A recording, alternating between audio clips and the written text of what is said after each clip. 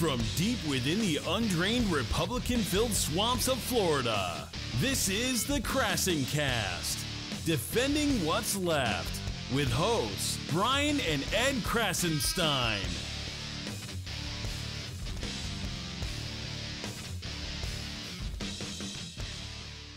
Welcome to Krassencast. Normally, we start off these episodes of Krassencast with some lame joke or saying something or doing something that we think might make us look, I guess you could say, corny. But this week, I think it's appropriate to take a little bit of time to condemn the hatred that we're seeing throughout the world. I'm specifically referring to the hatred directed at people of color and at people of various religions. Enough is enough. The attack on the mosque in Christchurch, New Zealand last week is an eye-opening reminder that the world isn't free of evil. We need to stop viewing each other as Muslims, as Jews, Christians, black, white, brown, Democrat, or Republican. And we need to just start viewing everyone around us as simply being human. No matter what your race is, no matter what your religion or your belief in politics may be, you are no more and you are no less human than anyone else. I think it's important to remember that. The president needs to stop inciting violence by calling individuals who partake in these heinous acts or support these acts very fine people. He needs to stop pitting the right versus the left and quit trying to encourage his supporters to quote-unquote play it tough. Like I said, enough is enough. If there is a God who created all of us, by no means would he support his own creations attacking each other simply for just existing. Anyone who believes otherwise needs to really step back for a minute, and you need to take a deep look into yourself and see humanity for what it really is. All right, now let's shift gears a little bit. But first, let's remember you can subscribe to Krassencast on iTunes, Google Play, and YouTube. Please leave us a review on Google Play and iTunes. It really goes a long way to help us. And if you really want to support us and help us keep this podcast free to everyone, you can back us on Patreon, which you can access at Krassencast.com. That's Krassencast.com. And once again, if you support us, we'll give you a big hug. 2 big hugs. I'll be in there too, giving you a giant bear hug. Bear hugs from the Krassenstein Bros. Anyhow, we have a super exciting announcement to make. We're interviewing somebody very exciting. His name is Khanna, and he is a superstar congressman. Khanna represents the 17th District of California, which includes Silicon Valley, and he's a member of the House Committee on Oversight and Government Reform. For those unaware, this is the committee that Michael Cohen testified before a couple of weeks ago. Welcome to the show, Congressman. Thanks for having me on. I think one of the more memorable moments from the Michael Cohen testimony was when you got Cohen to implicate Donald Trump Jr. in a criminal conspiracy in what appears to be campaign finance violations involving the payoff of Stormy Daniels. How much trouble legally do you think Don Jr. is in right now? He's in a lot of trouble. One of the things Cohen was unwilling to say, but his body language suggested is true, is that the Southern District of New York may very well be investigating Donald Trump Jr. Here's what happened. I mean, Michael Cohen paid off Stormy Daniels, and then Donald Trump Jr. is allegedly cooking the books in the Trump administration to pay off Michael Cohen, and is disassembling and being dishonest about whether those checks are for a payoff or for legal services. So if I were to guess, my sense is that the Southern District of New York is, as we speak, looking into this. Who else do you think could or has emerged as an important witness or witnesses who could be testifying before your committee in the near future? Well, certainly Alan Weisselberg, who is the chief financial officer of the Trump organization. And he knows the details of the scheme to pay off Michael Cohen and Stormy Daniels. I think Rona Graff, who was the president's personal assistant, is worth calling in.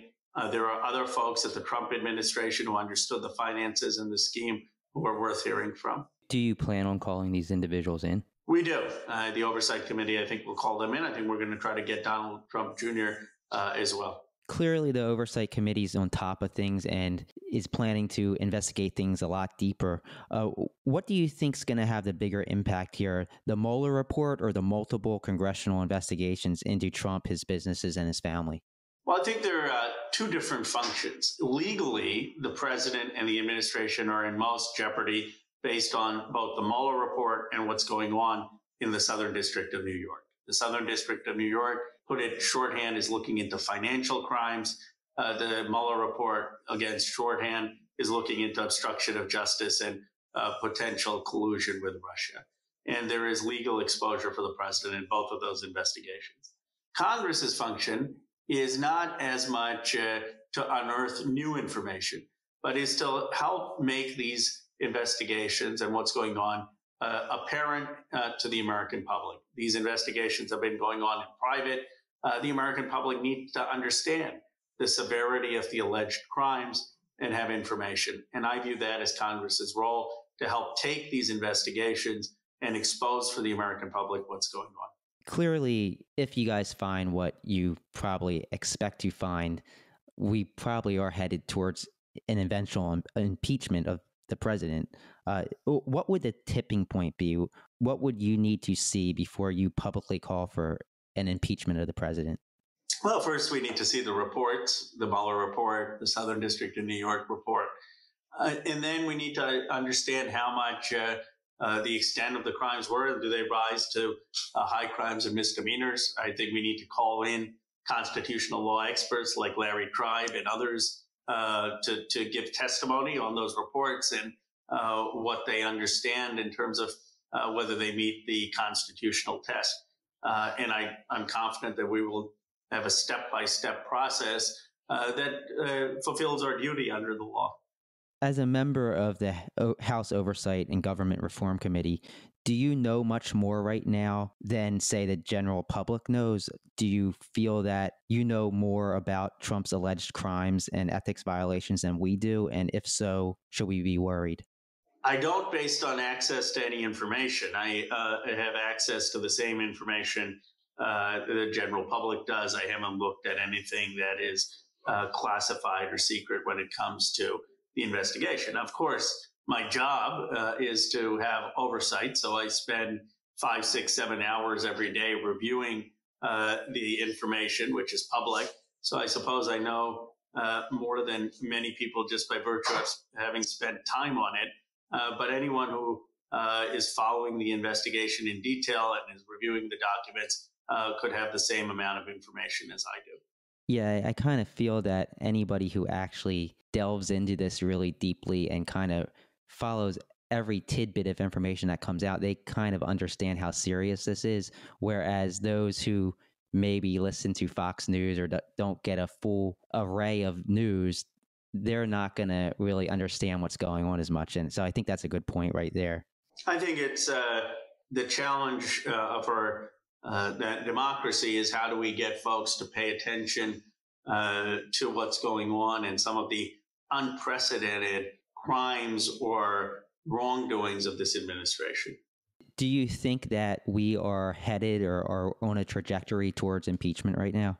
I don't know. I don't want to speculate. It would be irresponsible for me to speculate because I'm going to be one of the jurors, right? It would be like asking a jury, like someone on the jury before there was a closing argument, which way are you leaning? And I think you would want the juror to be impartial until hearing all of the evidence. So I take that very seriously, and I want to see what's in the report. I think that's a fair statement. As you know, if he is impeached, he would basically have to be convicted by the Senate, 2/3 of the Senate. Do you even think that no matter what the evidence is, do you think that we'd have enough Republican votes to convict him?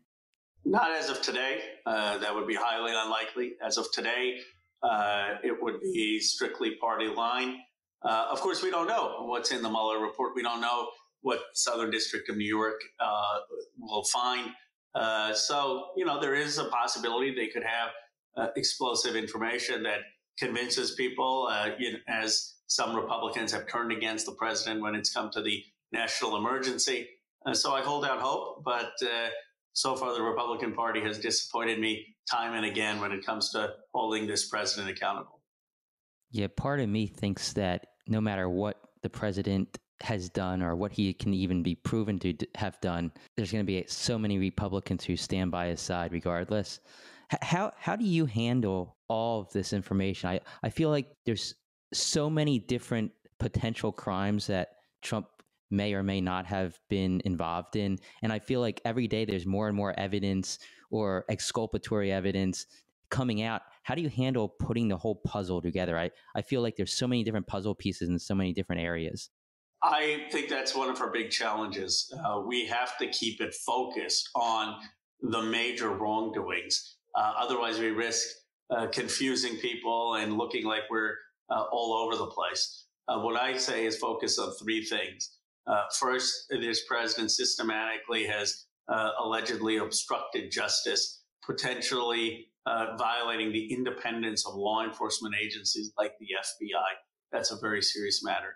Second, this president's campaign, we know, was subject to foreign influence and meddling. The question is, who all knew about it? Did the president know about it? Did his family know about it? How involved were they? And third, we know that there's been a pattern of financial crimes that happened even when the president had already taken office. We need to understand who authorized those crimes and how involved were the president or his family in those crimes. So my view is we should focus on obstruction of justice, foreign interference, and financial crimes. And if we explain it in those three buckets, it becomes more digestible for folks. It's switching topics a bit here, but still related to your committee, the Oversight Committee.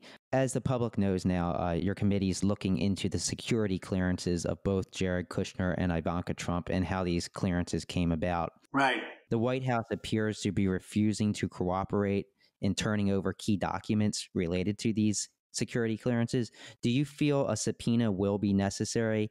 And what happens if the White House continues to refuse despite a subpoena? I do think a subpoena is likely to be necessary, and then it goes to court, and it's up for the courts to decide whether the president in the White House should be required to give these documents. I see no argument for why they shouldn't. Congress should have the right to review the process by which security clearances are given. Here you have a case where the president's own chief of staff, the president's own White House counsel, and experts, career officers who are experts in foreign policy, all voiced concerns that Jared Kushner shouldn't be given a security clearance. Yet he was given a clearance, and that puts at risk our national security interests. One can be a supporter of the president and still think that his son-in-law shouldn't have been given top secret clearance and be concerned that that information may get into the wrong hands. Are you worried that that information has gotten into the wrong hands? I am concerned with some of the meetings that Jared Kushner has had with MBS in Saudi Arabia. Of course, I can't speculate what information he has given, but public reports suggest that he has shared information about Saudi dissidents, that he has excluded our embassy from attending some of those meetings. And MBS in Saudi Arabia was responsible for the murder of Khashoggi, the journalist at the Washington Post. He has been leading a systematic bombing campaign against women and children in Yemen, one of the worst humanitarian disasters. So I am concerned about that relationship in particular, and Jared Kushner being able to support MBS in his current capacity. It's shifting gears once more. It's still a ways off, but the 2020 presidential election's coming up. You endorsed Bernie Sanders in 2016, and just 2 weeks ago, you were named a national co-chair of his 2020 presidential campaign. Two questions. Are you at all concerned over his age? And why should Bernie be the 46th president of the United States? Well, in terms of his age, he actually has the most support from younger folks. If you look at the polling, Bernie's support declines the older the voter becomes. So his policies appeal most to millennials and young voters and to people at Generation X and to people under 50. The reason they appeal to those voters is he's talking about ending wars, no unconstitutional wars, and he's talking about basic investments in healthcare and education and infrastructure, things that are long overdue in this country. I believe he would transform our country on foreign policy and domestic policy to give working families and the middle class economic security and to get us out of bad wars overseas. Yeah, no, I agree that Bernie's ideas, as well as AOC, Alexandria Ocasio-Cortez's ideas, are probably the future of the party, especially the younger voters in the party. And speaking of AOC, you were one of the early proponents of her Green New Deal. Can you tell us why this proposal is what America needs right now? It's an aspirational policy to get us to renewable energy and energy efficiency. I don't see how anyone could oppose it. Do we want to win the green energy race, or do we want China and other countries to win? I rather that we have the solar industry, the wind industry in this country, the energy efficiency jobs in this country. I want us to move towards a renewable energy future and lead in that. And that's all the Green New Deal says. Yeah, I think that a lot of people who are critics of the Green New Deal are looking at it as, from a financial standpoint, how much it's going to cost us. But what they're not looking at is what the benefits are and how it's going to build the future economy of America and prevent us from losing global share of renewable energies to China and other nations. And I think that really needs to be highlighted. I agree. And look, this is not a radical new idea. President Obama ran on a clean tech economy. Van Jones, who was his green jobs czar, I think, wrote a whole book on the green collar economy. This is an idea that we need to lead with when it comes to renewable energy. We know that the cost of renewable energy is falling below traditional fossil fuel industry. We know it's going to be the strategic asset of the 21st century, and America should lead in it. And all the Green New Deal is saying is, let's make sure when we lead in it that the jobs aren't just created where I live in Silicon Valley, but the jobs are distributed across communities across this country. Speaking of Silicon Valley, how are the CEOs and executives of companies in Silicon Valley viewing the Green New Deal? Are they positive towards it? And many are excited. Many understand that we need to lead the way on new technology and new industries, and that the Green New Deal would lead to a huge investment in science, in technology, in research and development, the very things that fuel economic growth and innovation. Why do you think the Republican Party is so against green technology? I mean, Trump, in his new budget, I believe, that was just released, he's actually trying to do away with the tax credit for electric vehicles. Why is the Republican Party so much against the future? Because Trump ran about getting us to the past. I mean, that was his campaign. I'm going to make America great again. I'm going to take us back to some mythic golden age. I think it's an easier bumper sticker to say, I'm going to take you back to a time where you remember as comfortable and easy and nostalgic. It's much harder to be for the future, which requires change and an openness to new ideas and new things. Historically, that's always been tougher. But it's also the American tradition to embrace the future. And ultimately, that's the biggest contrast with Donald Trump, is one of a future versus past framework. It really baffles me how anyone can be against progression, because the opposite of progression is regression. It just baffles me so much. Yeah, but historically, I mean, we've had people who opposed the idea that the Earth is round, and we had people oppose the idea that the Earth revolves around the sun and not the other way. And we had people oppose Lincoln, who wanted to do away with slavery. And then we had people oppose FDR. I mean, and Dr. King. So it's always easy to score cheap political points by saying, I'm a defender of the status quo. I mean, not to get too philosophical, but Plato's Apology is all about this. Socrates questions conventional wisdom and conventional opinion. And of course, the Athenians sentence him to death. So the critic, the person who is challenging conventional morality or conventional ideas, always is seen as a threat. And that's basically Trump's playbook. I think about 30% of America believe that the Earth revolves around Donald Trump right now. Well, I mean, I think the one true thing Donald Trump has said is that he could kill someone on Fifth Avenue and people wouldn't care. I think that was a moment of rare self-reflection for the president. And he's probably right to some degree. So going back to AOC, I know you guys are pretty close. You actually endorsed her early on in her 2018 campaign, and she even came out and said that your endorsement took guts. Why do you think your endorsement was so important to her, and how do you feel about her today? Well, I think she's brought incredible energy and passion to the United States Congress. She's gotten a lot more people to care about politics. She is helping mobilize people in every corner of this country in really inspiring ways. I think my endorsement just gave her a small boost from someone who is a current office holder. A lot of times the way people delegitimize challengers is to tell them that they can't run or that they have no credibility. And I gave her a small amount of credibility when I did that. She probably would have won anyway, but I appreciate that she recognized my endorsement, and I was proud to have done it. How often do you two interact with each other? Well, we're on the same committee, so we see each other quite a lot on oversight. I'm sure a few times a week. Before we close things out, I had another question about one of your policies that I really became fond of after reading about it. You're a big critic of PAC money and uncontrolled spending in politics.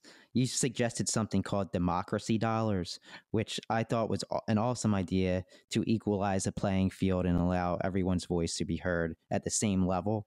Can you tell us a little bit about democracy dollars? Oh, thank you. I am one of 6 candidates who doesn't take PAC money in any form. And so I worked with Russ Feingold and Larry Lessig and Bruce Ackerman to create this idea of democracy dollars. It's a very simple idea. Every voter should be a donor. Every person gets $50 that they can give to any candidate, president, Senate, or the House. And this would mean that public spending would way outstrip any private spending. The problem in politics is not that there is too much money, it's that all of that money is controlled by the 1%. Imagine if the $6 billion that we spent on our politics was $50 every person spending, not $100 million by some fancy donor. And that's basically the idea of democracy dollars. Give every citizen $50 or $100, depending on what you want. So that dwarfs any of the private spending. Yeah, no, I just think it's awesome because it kind of translates the whole voting process into the financial aspects of a campaign. It gives everybody an equal opportunity to contribute.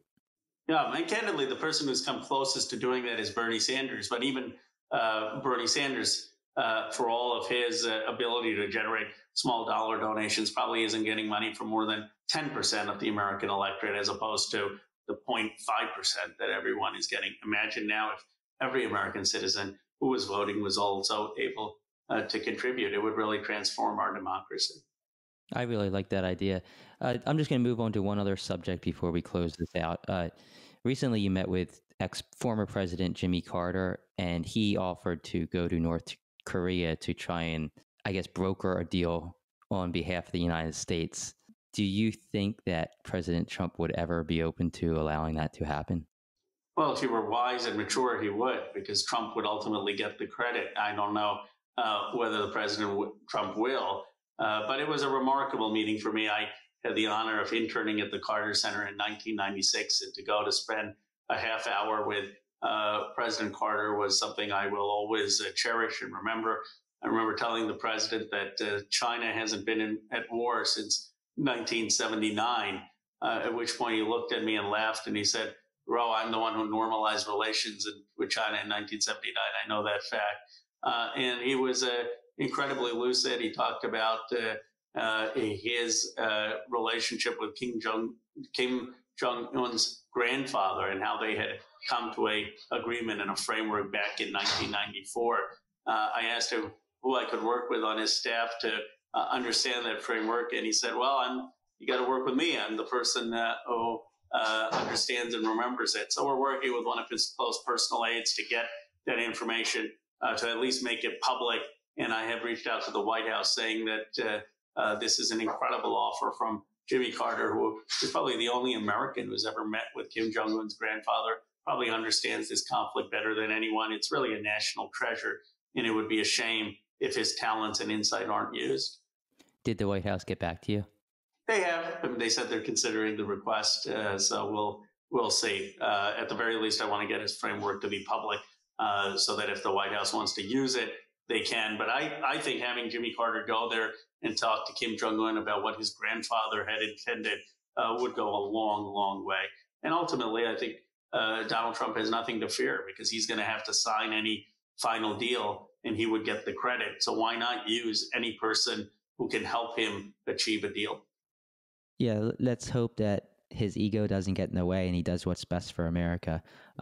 Well, I think that's it. I really want to thank you for joining us. I'm sure you have your work cut out for you regarding the whole oversight committee and everything else you're working on. So I won't take up any more of your time, but thanks again. Well, thanks for having me on. I know you've got a lot of followers, especially in my constituency, if not the state and country. And I appreciate your voice and your work in helping inform people about these critical issues. Thank you. That was an awesome interview with Congressman Khanna. And I think it's really important that he touched on the potential criminal culpability of Donald Trump Jr. because I get this feeling that everything sort of revolves around him. He'll either be indicted or he won't be, but it seems like he's going to be indicted at some point. So, Brian, you want to discuss Donald Trump Jr. and some of the apparent crimes it appears he committed. Yeah, if you follow me on Twitter, then you probably saw back in late 2018, I made a couple of tweets saying that I believe Don Jr. would be indicted by the end of the year. I was way off. I was wrong. I'll be the first to admit that. Brian's wrong a lot, actually. I've learned that throughout our years together. The important thing to remember is that I didn't say Donald Trump Jr. is going to be indicted by the end of the year. I said, in my opinion, I think that he may be indicted by the end of the year. Settle down. We don't care. Just tell us what you have to say. All right. So for the last several months now, there's been a lot of talk about Donald Trump Jr. and whether he's going to be the next to be indicted. Although we don't know if he will be indicted for sure, it appears as if his legal exposure is quite high on several fronts and in several different jurisdictions. There's 4 main areas in which Don Jr. may have legal culpability, and all of these possible crimes could land him in prison for a significant amount of time. I'd say it could be an extended stay. A very extended stay is possible. Anyway, I want to go over all these, all 4 of these kind of sub-investigations into possible crimes that Don Jr. committed. I just want to interrupt for a minute, Brian. Back in September, Donald Trump Jr. blocked me on Twitter. I think he also blocked you. It was right after I tweeted, quote unquote, with Manafort flipping, I guarantee you that the entire Trump family is scared right now. That includes you, Donald Trump Jr. And it was like an almost instant block. Not that I really care. Not that I care to read what he tweets. Most of it's racist or Islamophobic. I would say that that was a sure sign that he was probably pretty scared. I don't like you either, Donald Trump Jr. I think my tweet was something related to the Russia investigation and immediately blocked. Anyway, so the first area that I want to discuss is the biggest. This would be by far the most serious allegation, and that's the investigation into a criminal conspiracy with Russia to collude during the election. And this is completely in Mueller's realm right now. And I think it's important to know that this is basically the Russian collusion that you keep hearing about. Collusion's not a crime, but criminal conspiracy is. So did Don Jr. actually have a part in a criminal conspiracy with Russia to help his father win the 2016 election? As you might remember, ahead of the meeting with a known Russian agent and attorney, Natalia Veselnitskaya. You did a good job saying that, Brian. I'm glad. I was a little worried there. This was a meeting at Trump Tower in 2016 where an intermediary promised Don Jr. that a quote-unquote Russian government attorney would provide quote-unquote very high-level dirt on Hillary Clinton. And I think it's important to know that that high-level attorney appears to be Natalia Veselnitskaya. And when they said dirt on Hillary Clinton, it wasn't just dirt that got under her fingernails while trying to plant olives in her backyard. Yeah, it's not like they had pictures of Hillary Clinton's dirty fingers. Well, I guess that's possible, but And we're not saying that Hillary Clinton has dirty fingers either. that's important to note as well. So this meeting, according to an email that Donald Trump Jr. received from this intermediary, was quote unquote part of Russia and its government's support for Mr. Trump. So Don Jr. got this message and he replied back, quote unquote, "If it's what you say, I love it." Sounds like a pretty significant endorsement to me. So this meeting actually went on, and it turned out that the Russian attorney, Natalia Veselnitskaya, was advocating against the Magnitsky Act. Now, this act actually imposes heavy sanctions on Russian officials, and particularly those close to President Vladimir Putin. So it appears as if the meeting was pretty much scheduled to set up a sort of quid pro quo where the Russians would get reduced sanctions and the Trump campaign would get dirt on Hillary Clinton. The question is, though, was this all that the Trump campaign and Don Jr. were in communication with Russia about during the campaign, or was there actually more? It seems like there's more. So if you guys are familiar with the MoscowProject.org, this is an awesome site and it really ties this investigation together. If you want to really understand what Ed and I why Ed and I kind of feel like we understand that the Trump campaign's in serious trouble, then go to this site and it's all fact-based. The Moscow Project has tracked a total of 102 contacts between the Trump campaign / transition team and individuals linked to the Russian government. 102. And this includes a total of 28 different meetings. So, in other words, the Trump campaign did have ties to Russia, unlike what President Trump said over and over again during and after the campaign. Yeah. Why do I get the feeling that these contacts and these meetings weren't about the next episode of Game of Thrones or something like that? Do you watch Game of Thrones, Brian? I actually don't. I've watched like 3 or 4 episodes, but it's hard to watch because my kids are always around and they say some bad things and you see some nudity in it. Well, I'm sure these Russian agents watch it. In my opinion, the likely scenario here, if Mueller finds there was a conspiracy to work with Russia to undermine the Democratic vote in 2016, it will all come under a RICO racketeering case, and Don Jr. will more than likely be the center of it, along with probably his father. Now, what's so important with racketeering cases is that basically every person involved in the criminal conspiracy at any level would be legally culpable for every crime the criminal organization committed. This is basically how prosecutors bring the mob down, and this would be super serious for all involved. Well, isn't that what they're doing? They're bringing the mob down? Or they're trying to bring the Trump mob family down? That appears to be what's happening here. Another major point, which doesn't look good at all for Don Jr. or his father's culpability, is the fact that a criminal conspiracy only needs to be planned but not carried out in order to be a crime. So this means that if Don Jr. and others within the campaign were conspiring with Russia to commit these crimes, but they never actually got the information they were seeking, they'd still be on the hook from a legal standpoint. So even if they were seeking this information from the Russian attorney, dirt on Hillary Clinton, knowing that this was a Russian attorney linked to the Russian government, which these messages seem to indicate they knew, this would still be a crime. Yeah, I believe what the terminology is an overt act. So basically, they have to make an overt act to put this plan forward, but it doesn't actually have to have occurred. That's absolutely right. So what crimes are we talking about? What crimes may have been committed?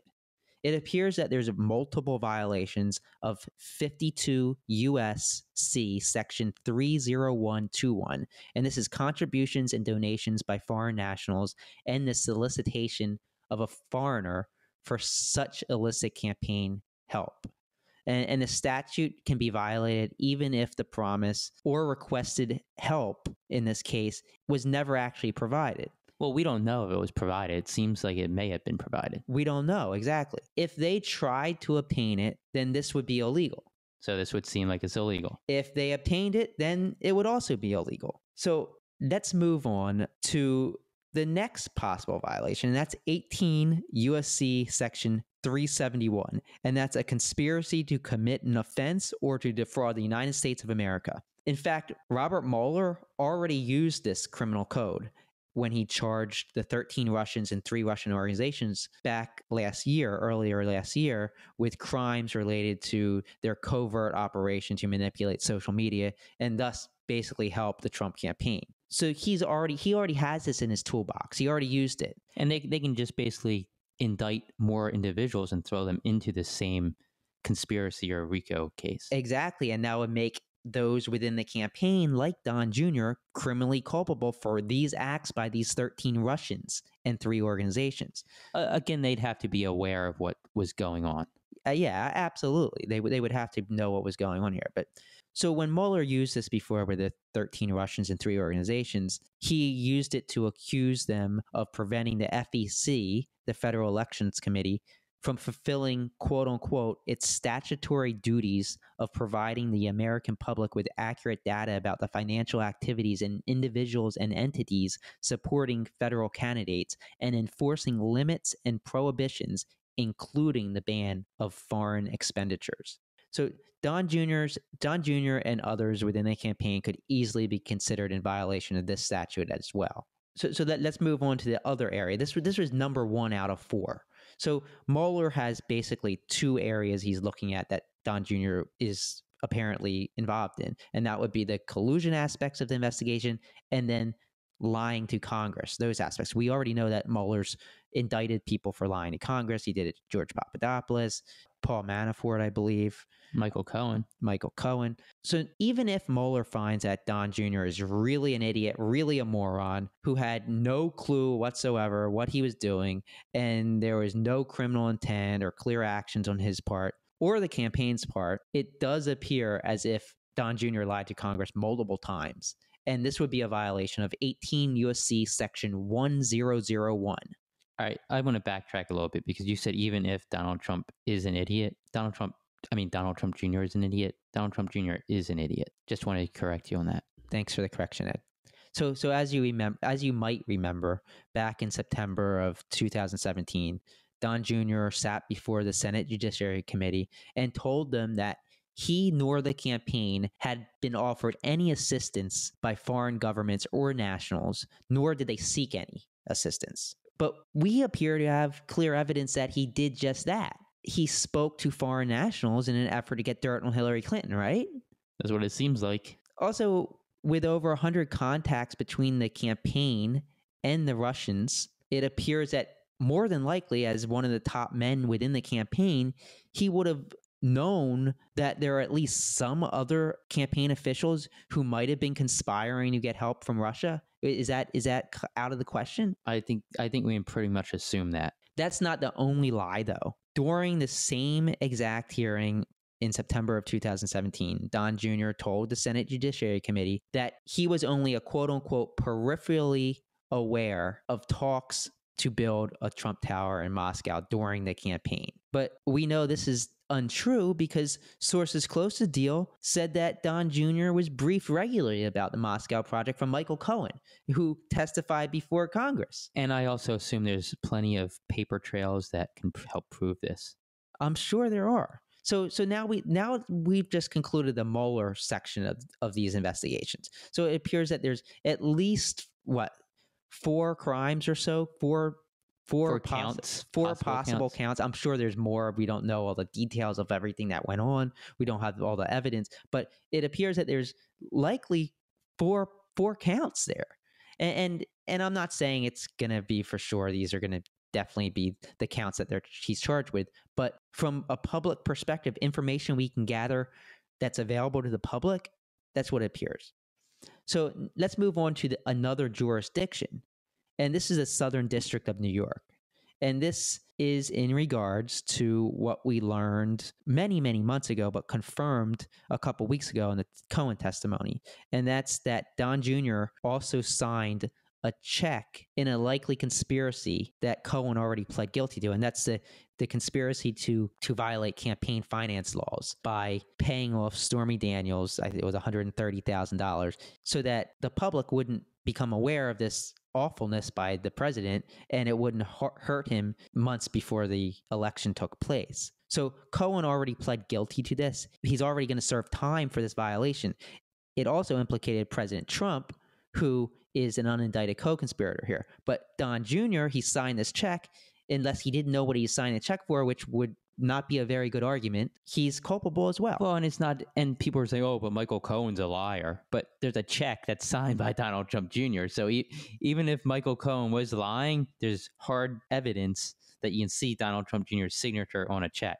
There's absolutely no reason for Michael Cohen to lie at this point. Before there was, if he thought he was going to get a pardon and if he thought that it was going to help him get out of a crime. But at this point, he's already sentenced to years in prison, and any further lie is another 5 years in prison. Yeah, possibly. It's just dumb. It's just dumb. Unless they're saying that Mueller told him the only way you're going to get a reduced sentence is if you lie for us, which would be ridiculous. Like Mueller would never say that. That would be a crime in itself. Yeah, exactly. So these two were the two federal investigations going on. So technically, Donald Trump Jr. could pardon his son for these crimes if he's charged and convicted. Yeah, the Mueller investigation and the Southern District of New York are both federal investigations which are pardonable. But there's something called the state of New York. And in the state of New York, it appears that the Trump Foundation is also under investigation. We know they're under investigation from a civil perspective, a civil investigation, but it appears that it's moving along to a criminal investigation if a criminal investigation is not already underway. The New York State is investigating the Trump Foundation for fraud, and Eric Trump, Don Jr., Ivanka, they all basically ran this foundation. They are the Trump Foundation. They make up the Trump Foundation, and there's evidence that some shady things were going on at the Trump Foundation. This foundation was accepting donations from the public and then using the money for things that were not what the public wanted them to use. Yeah, so I mean, they ran as a charity where people would donate to help various causes that the Trump Foundation thought were appropriate. But in one instance, the Trump Foundation actually used foundation funds to create a fake anonymous bidder in an auction for a Trump portrait. And they upped the bid. They kept upping the bid. I think it was $60,000 or something, in order to make Trump's portrait sell for more than any other portrait of anyone else. That's how big of an ego Trump has. He's so weak and lame. Anyhow, they used charitable funds to purchase this portrait of Trump, and that portrait now hangs in one of Trump's properties. And that's only the tip of the iceberg of the Trump Foundation's alleged crimes, alleged violations. There's all kinds of shady money transfers between the campaign and the foundation. It looks like there's criminal culpability here, and if there is, then Don Jr., who was at the head of of this foundation, appears to be responsible for. Well, and the great part, or I don't know if I want to say great, but the significant part is that Donald Trump could not pardon his son for any crimes brought up by New York State. The only person who could pardon those crimes would be Governor Andrew Cuomo, who is a Democrat and who we know is not a fan of Donald Trump. That's so true. So that's it. That's Don Jr.'s criminal culpability. So thanks again for listening to Krassencast. Again, we ask you to please leave us a review on iTunes and Google Play. Please subscribe to us on all those channels as well as YouTube. And if you really, really, really want to be special to us, you can help support us on Patreon. It helps us keep this podcast free. It helps us go out and find new guests to have on our show. Helps us travel, which we haven't done yet, but we plan on doing. Anyhow, you can help us on Patreon by backing us by going to Krassencast.com. It's just Krassencast.com. And we would like to give you a big hug for that if you do that. So anyhow, thanks again, and we will talk to you next week.